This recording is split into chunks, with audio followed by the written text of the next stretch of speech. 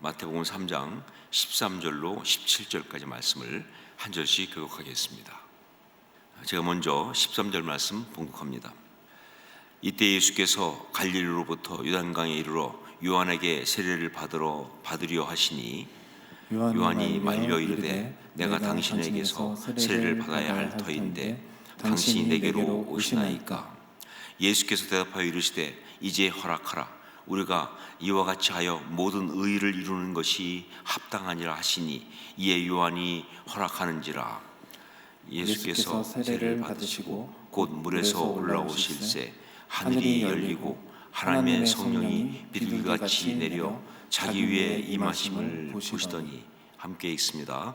하늘로부터 소리가 있어 말씀하시되 이는 내 사랑하는 아들이요 내 기뻐하는 자라 하시니라. 아멘.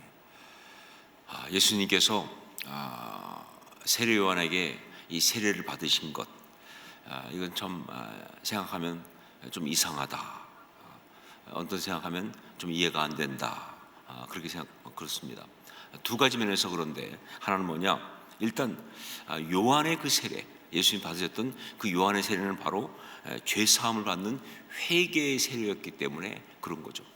세례를 받는 이유가 뭐냐, 죄 사함을 받는 회개, 그것을 위해서 세례를 받는 것이기 때문에 이게 좀 이해가 안 돼요. 왜냐하면요, 우리가 아는 대로 예수님은 죄 사함을 받으실 필요가 없는 분이시잖아요. 자, 그런 분이 그 회개와 죄 사함을 상징하는 그런 요한의 세례를 받으셨다는 것, 정말 이것이 이해가 되지 않는다 하는 것이죠. 자, 그리고 또 하나는 바로 영적인 권위의 문제입니다.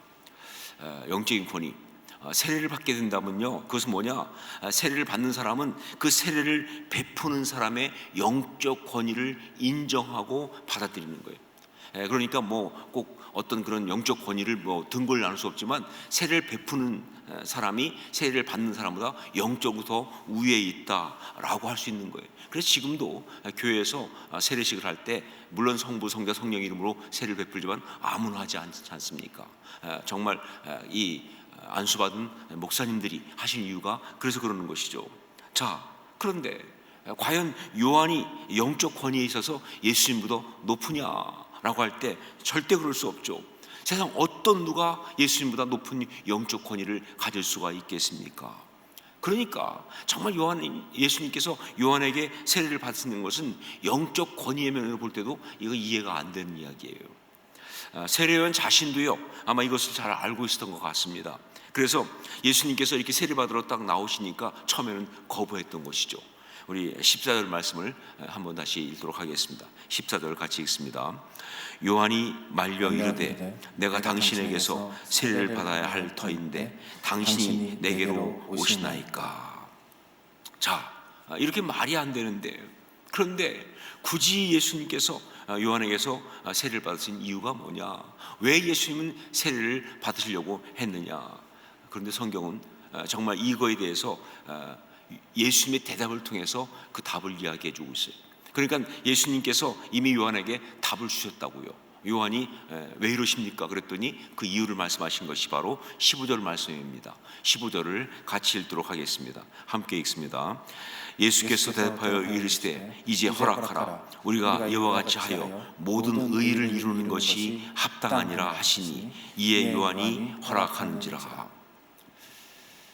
솔직히 예수님께서 이렇게 말씀하셨어도요, 그게 무슨 뜻인지 정확하게 언뜻 잘 모르잖아요.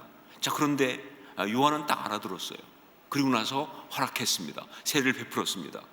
결국 우리는 지금 언뜻 잘 모르지만 고수들끼리는 서로 무엇인가 아는 것이 있지 않느냐 하는 생각을 하게 됩니다. 자, 이유가 뭐냐? 결국 예수님께서 말씀하신 이 말씀 가운데 그 핵심이 모든 의를 이루는 것이 합당하니라, 그거거든요. 이게 이제 이유가 될 수 있는 것이죠. 모든 의를 이루는 것이 합당하니라. 그럼 도대체 모든 의를 이룬다는 것이 무슨 뜻이냐? 이것이 합당하다는 것이 무슨 뜻이냐? 모든 의를 이룬다는 것이 무엇이냐? 여러 가지 생각할 수 있지만 결국 이것은 뭐냐? 우리 하나님께서 시작하신 그 구속의 역사의 과정을 온전히 진행하라, 그 얘기죠. 그러니까 이미 우리 하나님께서 시작하신 그 구원 역사, 이 세상의 모든 영혼을 구원하기 위한 이 구원 역사의 과정을 온전히 진행하자. 그것이 모든 의를 이루는 것이 합당하다 하는 그런 이야기예요. 세례 요한이 바로 주의 길을 준비한 자로 행했던 그 이제 회개 사역을 이제 구원자이시고 메시아이신 예수님에게 넘겨드리는 어떤 그런 것을 말하는 것이 아니겠느냐. 길 다 준비했습니다. 이제 주님께서 이 길, 준비된 길에서 당신의 통치를 행하십시오 라고 하는, 바로 자기가 준비했던 그 모든 것을 넘겨드린다는 의미로서 그렇게 한 것이 아니냐. 자, 그렇게 본다면 역설적으로 말해서 예수님께서 요한에게 세례를 받으신 것은요, 일종의 왕의 대관식이다 라고 볼 수가 있는 거예요. 일종의 왕의 대관식이다. 왕으로 오신 예수님께서 이제 본격적으로 그 왕의 통치를 시작하시려고 하는 바로 그 대관식을 한 것과 같은 것이다. 실제로요, 예수님께서 공생애를 시작하신 시점을 어디로 보느냐, 바로 요한에게서 세례 받으신 바로 그 시점을 봅니다.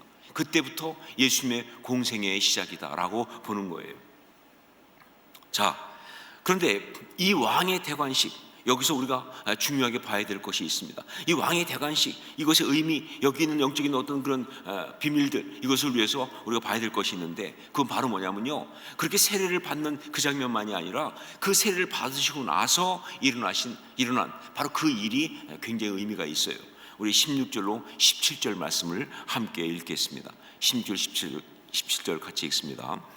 예수께서 세례를 받으시고 곧 물에서 올라오실새 하늘이 열리고 하나님의 성령이 비둘기같이 내려 자기 위에 임하심을 보시더니 하늘로부터 소리가 있어 말씀하시되 이는 내 사랑하는 아들이요 내 기뻐하는 자라 하시니라. 자, 여기서 우리가 먼저 봐야 될 것, 첫 번째가 뭐냐? 성령이 비둘기같이 내려 임하신 것, 그것입니다. 성령이 비둘기같이 내려 임하신 것, 여러분 이거 참 중요합니다. 예수님께서는요, 성령으로 잉태되어 태어나신 분이시고요, 그러니까 그 예수님이 육신을 입고 있긴 하지만 그러나 본성상 하나님이세요. 자, 그런 예수님인데 그분이 본격적인 왕의 통치를 시작하실 때 성령이 그 위에 임하시는 역사가 있었다는 것, 이게 굉장히 중요한 의미가 있는 거예요. 이거는 무엇보다 정말 그리스도인 된 우리한테 주는 메시지가 아주 강합니다. 여러분, 그렇습니다. 성령 받지 않고는요, 누구도 왕이신 우리 주님의 그 통치에 참여할 수 없다, 그 뜻이에요. 성령 받지 않고는 누구도 왕이신 우리 주님의 통치에 참여할 수 없다, 그런 얘기입니다. 그게 아무리 작아 보이는 사회를 할지라도, 사실 사회에는 뭐 작은 것이 있을 수가 없지요. 하지만 그게 아무리 작은 것, 하찮은 것처럼 보인다 할지라도 성령 받지 않고는 왕이신 예수님의 그 통치, 즉 하나님 나라의 역사를 감당할 수가 없다는 겁니다. 제가 한번 말씀드렸던 것 같기도 한데, 어떤 그 나이 드신 목사님이 농담처럼 이렇게 말씀하신 얘기 중에서 그런 얘기 하더라고요. 목사에게 최고의 욕이 뭐냐? 목사에게 최고의 욕이 뭐냐? 사실 뭐 이런 거 자꾸 여러분에게 가르쳐 드리면 안 되지만, 그렇지만 우리가 오늘 생각할 필요가 있어서 한번 얘기합니다. 목사에게 있어서 목사한테 할 수 있는 최고의 욕이 뭐냐? 그게 바로 성령 받지 말고 설교하라, 그거라는 거예요. 성령 받지 말고 설교하라. 죽을 맛이다, 그런 얘기죠, 그렇죠? 자, 그런데 이게 어떻게 목사에게만 해당되겠습니까? 정말 그래요. 이게 어떻게 목사에게만 해당되겠어요? 성령 받지 못한 채 그리스도를 살아가는 것, 이거 정말 힘든 이야기예요. 아니, 진정한 그리스도인 되는 것은 불가능합니다. 왜냐하면요, 성령을 받지 못하면, 즉 성령의 기름 부으심이 없으면요, 우리가 그리스도인이라고 한다 할지라도요, 왕이신 주님의 그 통치 사역에 참여할 수가 없기 때문에, 왕의 대관식에 가장 먼저 성령이 비둘기같이 내려 임하신 것은 무슨 뜻이냐? 모든 왕의 통치의 역사는 성령 받음으로 가능하다는 그것이라는 것을 말하는 것이기 때문에 그런 거예요. 저는요, 그렇기 때문에 우리 예수님께 그러셨던 것처럼 그렇게 여러분 모두에게 주의 성령이 비둘기같이 임하시는 역사가 있기를 주의 이름으로 축원합니다. 여러분 사모하세요. 사모하시면 반드시 임하실 줄 믿습니다. 성령님에 관한 저의 분명 흔들지 않는 그런 확신은 이것입니다. 사모하는 자에게 성령은 임하신다 하는 거예요. 그러니까 성령이 임하셔야 돼요. 2021년 정말 성령이 여러분 모두에게 비둘기같이 임하신 역사가 있기를 원하고 그러실 거라고 믿습니다. 그게 승리하는 것이죠. 두 번째, 또 이거 볼 것이 뭐냐? 하늘에서 음성이 들려온 것입니다. 하늘에서 음성이 들려온 것. 이는 내 사랑하는 아들이요 내 기뻐하는 자라 라는 바로 이 음성, 바로 이것을 들어야 한다는 거예요. 왕이신 예수님의 통치는 바로 이 음성으로 인하여 시작되었다는 것. 그리고 정말 예수님께서 우리의 이 어떤 본이 되시는 그런 입장에서 왕이신 예수님의 모든 사역의 가장 구체적인 파워라인, 즉 어떤 그런 능력 공급은 바로 이 음성이었던 바로 이런 것이죠. 제가 몇 번 말씀드렸지만 예수님께서 이 땅에 계실 때 하나님과 이 교제하는 일이 있었는데, 사실 예수님은 그냥 하나님과 본체시니까, 그러니까 늘 하나님과 함께 있기 때문에 이렇게 이 교제하는 것처럼 보이는 그런 식의 어떤 음성이 딱 들리는 그런 퍼포먼스는 필요하지 않다는 것이죠. 그렇잖아요. 그냥 예수님 자신이 하나님이신데, 그런데 물론 육신이 입고 계시긴 하지만, 그런데 꼭 하늘에서 음성이 따로 들리는 어떤 그런 식의 퍼포먼스가 필요하지 않은 거예요. 그런데도 불구하고 복음서에 예수님께서 하나님의 음성을 듣는 그러한 어떤 장면들을 연출하신 것은, 그렇게 나온 것은 무슨 얘기냐? 바로 우리 때문이죠. 그리스도인으로서 왕 되신 우리 주님의 그 통치 역사에 정말 참여하는 그 사명받아서 그 모든 일을 감당하며 살아가야 될 바로 우리를 위해서 바로 그렇게 보여주신 것이다. 여러분, 그렇습니다. 그리스도인들은, 하나님의 사람은, 특별히 그 왕 되신 주님의 그 통치 가운데 살아가는 그 일을 위해서는요, 바로 하늘에서 들려오는 음성, 그걸 들어야 하는 거예요. 참된 그리스도인을 살아가는 사람, 다른 어떤 것보다 하늘에서 들려오는 그 음성을 들어야 합니다. 그래야 이 땅 가운데서 죄와 싸우면서 주의 나라를 이룰 수가 있는 거예요. 하늘에서 들려오는 음성, 이게 너무 중요합니다. 여러분, 하나님의 음성은요, 바로 모든 믿는 자들에게 임하는 하나님의 역사하심이에요. 어떤 것보다 하나님께 역사하시는 것, 그건 바로 하나님의 음성이에요. 하나님의 음성은요, 듣기만 하면 모든 것을 해결할 수 있는 아주 강력, 바로 그 자체입니다. 환경이 아무리 힘들고 어려워도요, 내면에 아무리 많이 쓴물과 쓴뿌리가 있어가지고 가시덤불 같은 것이 있어가지고 용광로 같은 분노가 있는 것에서 들끓는다 할지라도, 자기 스스로 더 이상 삶을 지탱할 만한 어떤 그런 힘이 없는 낙심과 절망 가운데 빠져있다 할지라도, 아무리 길이 안 보이고 소망이 없는 것 같은 그런 상황 속에 있다 할지라도, 정말 그 마음이 지옥 같은 어떤 상황 속에 빠져있다 할지라도, 하나님의 음성을 듣기만 하면 그 순간,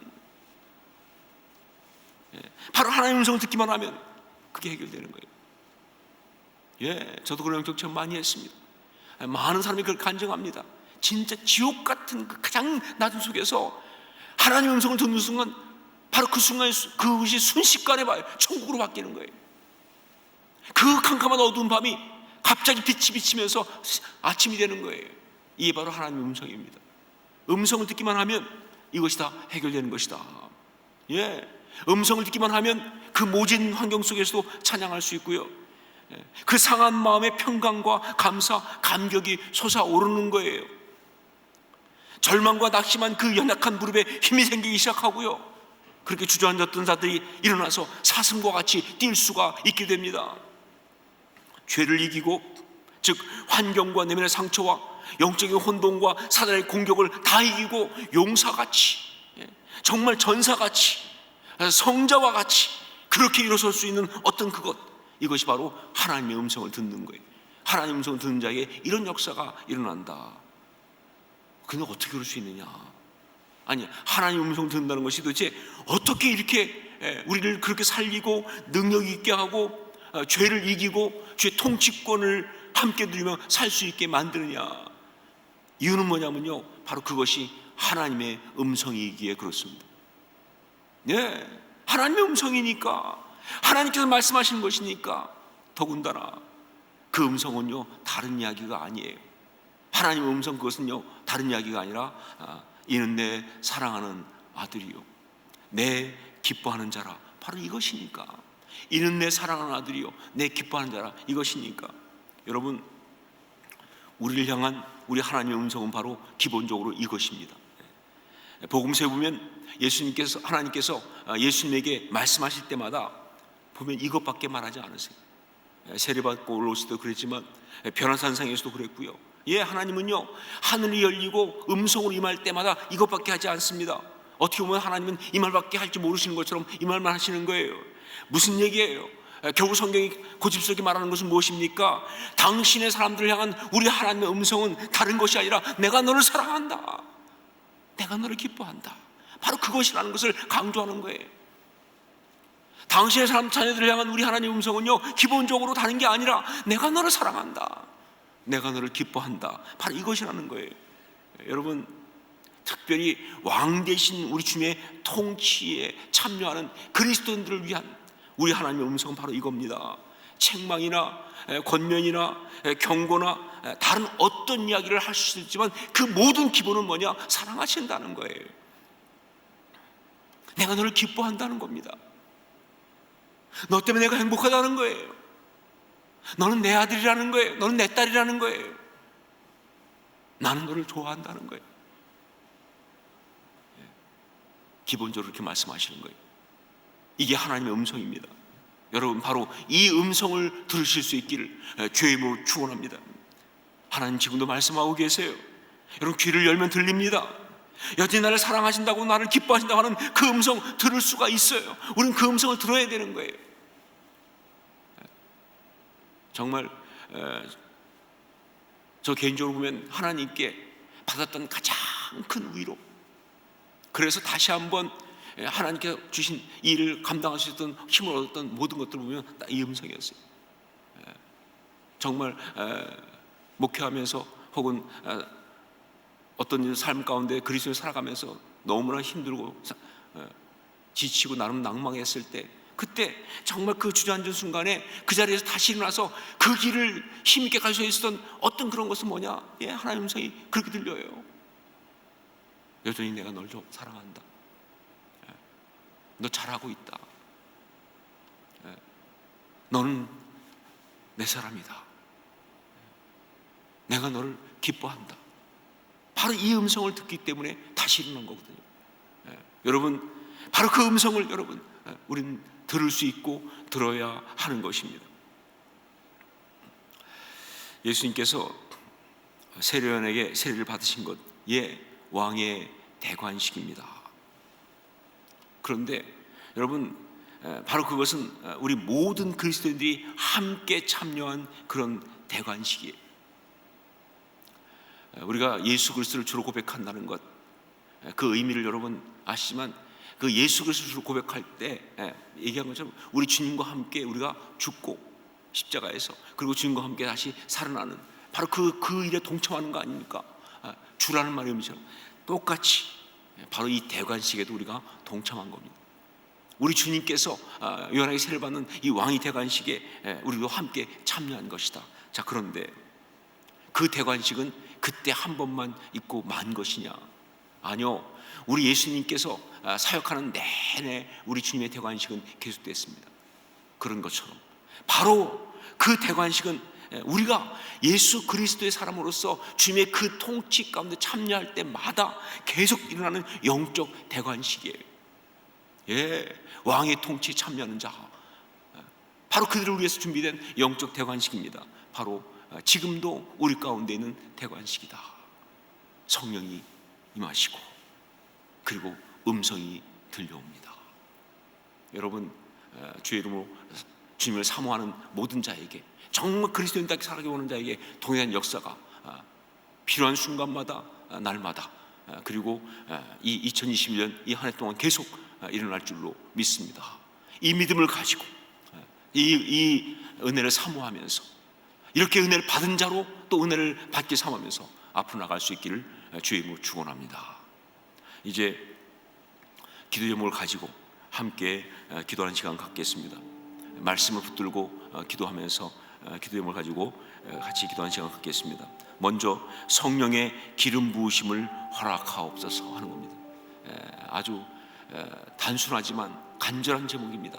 성령의 기름 부으심 허락하옵소서. 정말 구체적인 모든 사역 후에 성령의 기름 부으심이 있기 위하여 간구하십시다.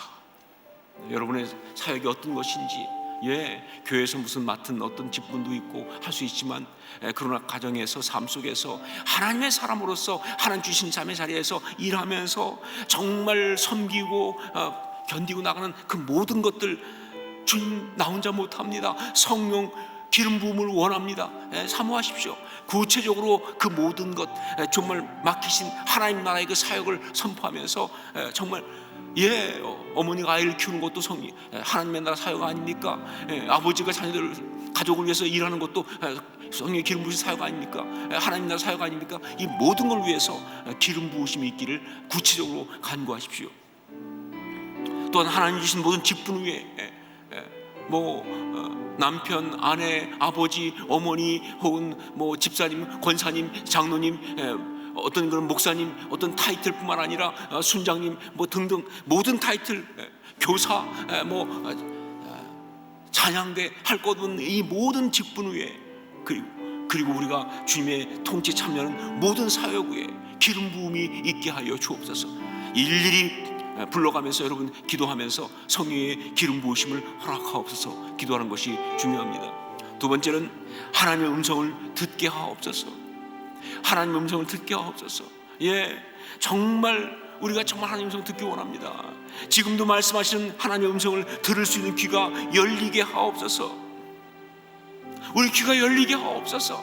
자꾸 세상 소리, 인간 소리 많이 듣느냐고 하나님의 음성 듣지 못하는 것이 아니라 하나님의 음성을 듣게 하옵소서. 그 음성으로 힘을 얻고 승리하는 역사가 우리의 삶을 꽉 채우게 하옵소서. 다른 것이 우리 삶의 이야기가 되기 원치 않습니다. 마귀의 속삭이는 음성 앞에 무너진 이야기가 아니라 하나님의 음성 듣고 승리하는 역사가 우리 삶을 꽉 채우게 하옵소서. 2021년 그런 한 해가 되게 하여 주옵소서. 우리 함께 간절히 통성으로 같이 간구하며 기도하겠습니다.